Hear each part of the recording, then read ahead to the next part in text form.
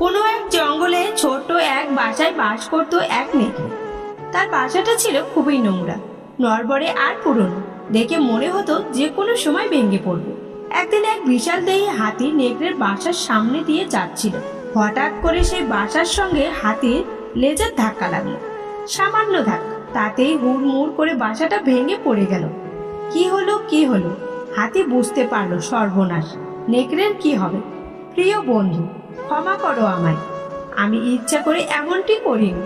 এখনই আমি তোমার ঘরটা তৈরি করে দিচ্ছি। হাতি খুবই বিনয়ের সঙ্গে বলল। এই বলে হাতুড়ি দিয়ে পেরেক মেরে ঘরের টিনের ছাদটা ফিটফাট করে ফেললো হাতি।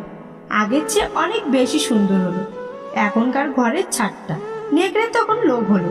সে মনে মনে ভাবলো, হাতি নিশ্চয়ই তাকে খুব ভয় পায়, কারণ সে বলছে আমাকে ক্ষমা করো। তারপর সে আমার ভাঙ্গা ছাদটা ঠিকঠাক করে দিয়েছে। তাহলে তো আমার বাসাটা নতুন করে বানিয়ে নেওয়া যায়। আমি একটা নতুন বাসা পাবো। মন্দ কি? হাতি যখন ভয় পায় তখন আর দ্বিধা কি? নিশ্চয়ই সে আমার আদেশ পালন করবে। হাতির উদ্দেশ্যে সে জোরে জোরে চিৎকার করে বলল, থামো, তুমিই তো আমার ঘরের ছাদকে আরো ভাঙাচোরা করে ফেলেছো। তুমি আমার ঘর ভেঙেছো। এখন তুমি আমার জন্য একটা নতুন ঘর বানিয়ে দাও, না হলে তোমার খবর আছে। এমন শিক্ষা দেব যে কোনোদিন ভুলতে পারবে না।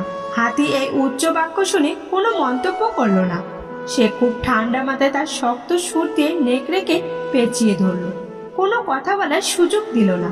তারপর উঁচুতে তুলে ধরে দূরে ছুঁড়ে ফেলে দিল। নেকড়েটা গিয়ে পড়লো ময়লা পানি ভর্তি এক গর্তে। তারপর হাতি বেচারা রাগে নেকড়ের ঘরের উপরেই বসে পড়লো। হুড়মুড় করে ঘরটা ভেঙে পড়লো। হাতি বলল, বুঝলে হে নেকড়ের বাচ্চা, ও গর্তটাই তোর নতুন বাসা। আশা করি খুব সুন্দর বাসাই তুই পেয়েছিস।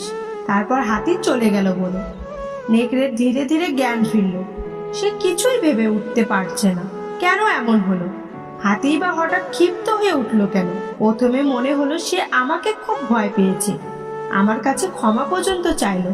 তারপরে সে আমার সঙ্গে এমন করলো। পুরো ঘটনা দেখেছিল এক বুড়ো দ্বারকা। সে বলল, ওহে নেকড়ে, তুমি তো খুবই বোকা। তুমি ভদ্রতাকে মনে করেছো দুর্বলতা, ভালো ব্যবহার মানে তোমার কাছে ভীরুতা, তাই তোমার এখন এই অবস্থা। ভদ্রতা মানে দুর্বলতা নয়। আমাদের সমাজের কিছু মানুষ ভদ্রতাকে দুর্বলতা মনে করে। আপনি যদি সৎ থাকেন তাহলে কেউ আপনাকে ঠেকাতে পারবেন না। শ্বাসরুদ্ধকর মোনাজাতে কেঁদে কেঁদে চেয়েও যে জিনিসটা রব আপনাকে দেননি, তার মানে সে জিনিসটা আপনার জন্য ক্ষতিকর ছিল। এই শহরের মানুষগুলো খুব যত্ন করে কষ্ট দিতে জানে। প্রত্যেক কাহিনীর সাথে মিশে থাকে বাস্তবতার ছোঁয়া, যা হয়তো সবার পক্ষে বোঝা সম্ভব নয়। নির্ভাঙা পাখিটাও শরৎ আসলে খড়কুটো জোগাতে শুরু করে ঘর বুনবে বলে। বিনা অপরাধে যারা শাস্তি পেয়েছে তাদের মধ্যে একদল মানুষ জেনেছে ভালোবাসাও শাস্তিযোগ্য অপরাধ। শুকনো ডালটাও ফুল পাতাহীন বেঁচে থাকে বসন্ত আসলে নতুন করে সাজবে বলে। আর তুমি মানুষ হয়ে এত সহজেই ভেঙে পড়ো। স্মৃতি এমন একটা জিনিস যার জন্ম আছে কিন্তু মৃত্যু নেই। সরকারি চাকরি বা বেসরকারি চাকরিটা কোনো ফ্যাক্ট নয়। আপনার মেয়েকে মানুষের সাথে বিয়ে দিচ্ছেন না অমানুষের সাথে, সেটা দেখুন।